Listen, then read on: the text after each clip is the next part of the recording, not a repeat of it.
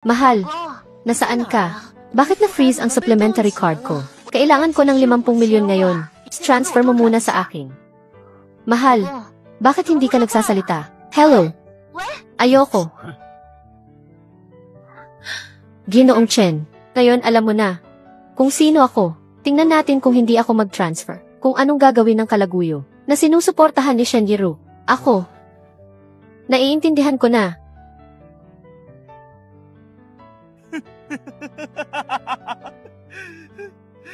Tingnan ninyong lahat. Ang taong ito, magaling talagang umarte. Naghanap pa ng tatawag para magpanggap na mayaman. Hoy, sa itsura mong iyan, akala mo ba entablado ito? Nakita niyo ba? Ito ang tunay na lakas ng isang mayaman. Hindi tulad ng iba, na marunong lang umarte para magpapansin. Magaling. Shen Yiru, ikaw na babae ka. Para sa mag-amang ito, nangahas kang gamitin ang pondo ng kumpanya. Mukhang sa mga nakaraang taon, ay masyado kitang binigyan ng kalayaan. 20 milyon na tanggap na. Zheng Jiajia, ang papa mo ay isang nagpapanggap lang na mayaman. Ang malaking premyo ay akin. At ikaw naman, maghintay kang maging alipin ko. Vice Principal Wang, ano pang tinutunga-tunga mo dyan? Paalisin mo na ang kwentang taong ito. Ibigay mo na sa anak ko. Ang premyo. Opo. Mga gwardya. Paalisin nyo ang dalawang iyan. Paalisin nyo. Huwag ninyong istorbohin ang ating awarding. Sandali. Vice Principal Wang, bakit ka nagmamadali? Mga gwardya. Dahil ito ay para sa edukasyon. Magdodonate din ako. 40 milyon. Sapat na ba? Ano? 40 milyon. Nababaliw na ba siya? 40 milyon daw. Nakakita ka na ba ng 40 milyon na magkakasama?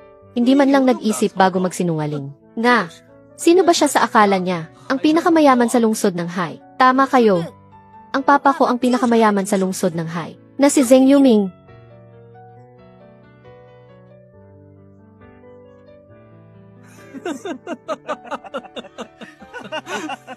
Pinakamayaman, Zheng Yuming.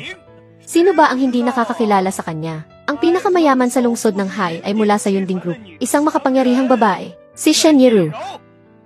Ang papa mo na nakasakay lang sa bulok na bisikleta, ay nangahas pang tawagin ang sarili niyang pinakamayaman. Hindi ka ba marunong magsinungaling?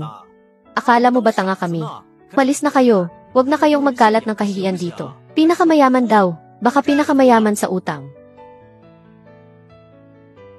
40 milyon na tanggap na. 40 milyon. Ginoong Zheng, 40 milyon iyon. Totoong may 40 milyon. Sino ba talaga siya? At bakit niya ako ginaganito?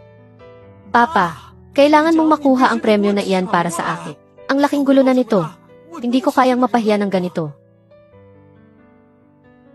30 milyon na tanggap na. Ginoong Chen. Nag-donate ulit ng 30 milyon. 50 milyon na ang lahat. Diyos ko. 50 milyon. Para lang sa isang guaranteed slot. Pero, para iyon sa Harvard University. Na guaranteed slot. Kung ako ang mayaman, gagawin ko rin iyon. Narinig ko na ngayon, ang pinakabatang propesor ng Harvard ay darating. Para ibigay ang acceptance letter. Ito ay isang pambihirang pagkakataon. Akin na ang special grand prize. Subukan mo.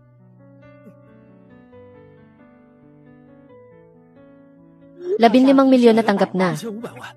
Hindi ko hahayaan ang sinuman na dumisan ang integridad ng kompetisyon na ito. Mula ngayon, kahit magkano pa ang isi-donate mo, ay lalampasan ko iyan ng 15 milyon. Gusto kong malaman ng lahat na ang special grand prize na ito ay para sa anak kong si Zheng Jiajia na nakuha niya dahil sa kanyang angking galing. Ikaw, bitiwan mo ako. Sa harap ng maraming tao, gagawa ka ng gulo dahil wala kang pera. Hindi yata tama iyan. Kung gusto mo talaga, ang premyo na ito, bakit hindi ka na lang magpatuloy mag-donate para makatulong sa edukasyon? Sa tingin ko sulit naman iyon. Papa, bakit naman ang card ng mama mo ay ngayon pa pumalya? Saan pa ako kukuha ng pera ngayon? Ang mga kaibigan ko ay nasa Yunding Tiango na. Nagpareserba na sila ng kwarto para sa akin. Naghihintay para sa selebrasyon ko. Hindi pwedeng matalo ang anak ko. Hindi siya pwedeng mapahiya sa ganitong lugar. Kung hindi pagtatawanan lang siya ng mga anak mayaman na iyon. Ako ay hindi nakikipagtalo sa mga biglaang yaman na tulad mo. Sa mga panandaliang bagay, dahil Ako ang pinakamayaman sa lungsod ng Hai. Ang asawa ni Shen Yiru. Hindi ko kayang basta-basta magwaldas ng pera dito. Ang pagtulong sa edukasyon. Sa bibig ni Ginoong Chen, ay walang habas na pagwawaldas lang pala ng pera.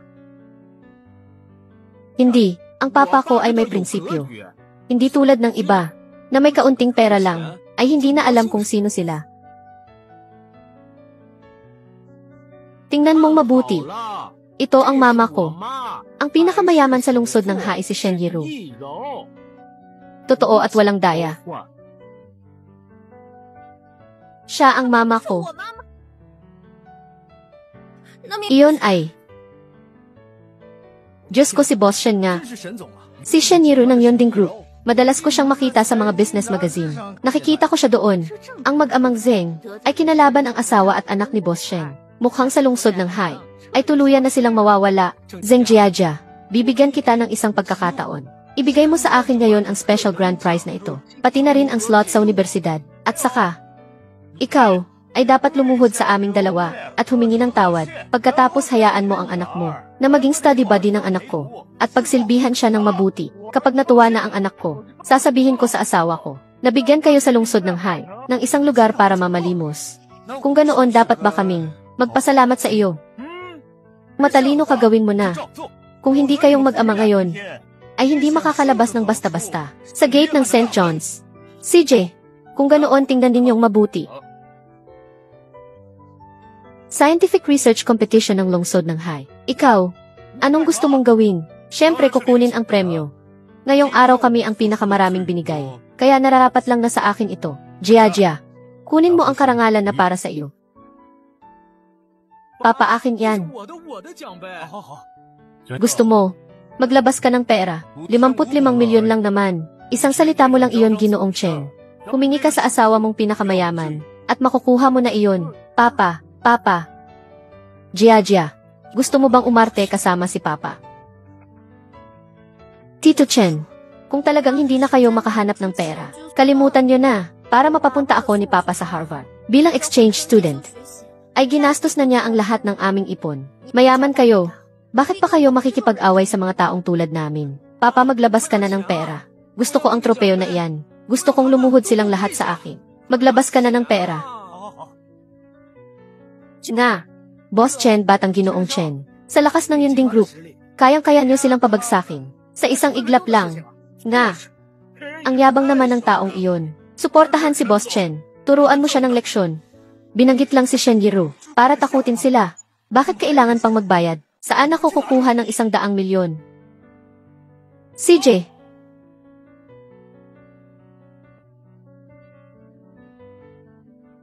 Dahil hindi kayo nakikinig sa pakiusap, hindi na ako magiging magalang. Buksan mo ang mga mata mo, at tingnan mo kung ano ito.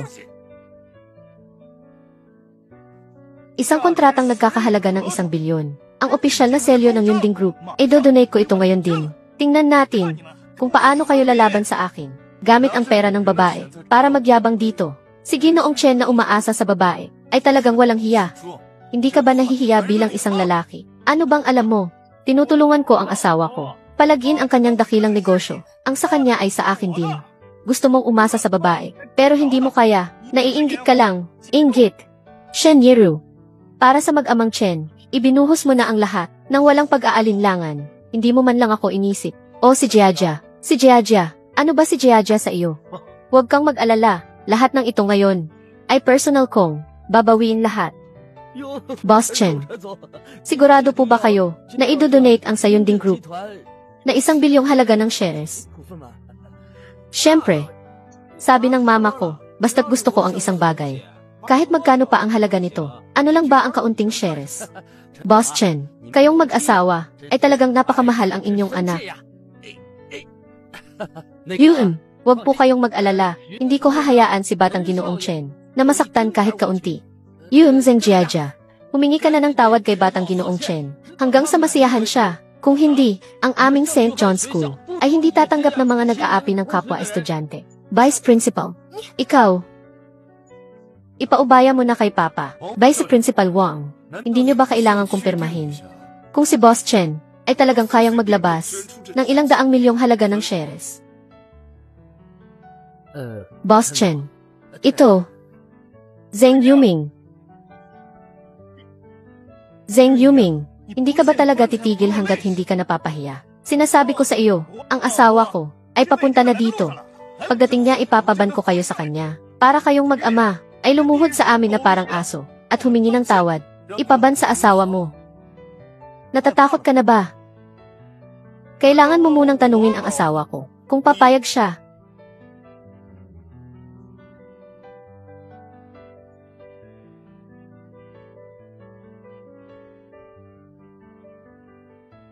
Bakit biglang tumawag? Si Zheng Yuming, may nalaman kaya siya? Hindi. Ngayon ang kanyang regular na araw ng pahinga. Hindi man lang siya lumabas. Impossible. Mahal, bakit bigla kang tumawag sa video?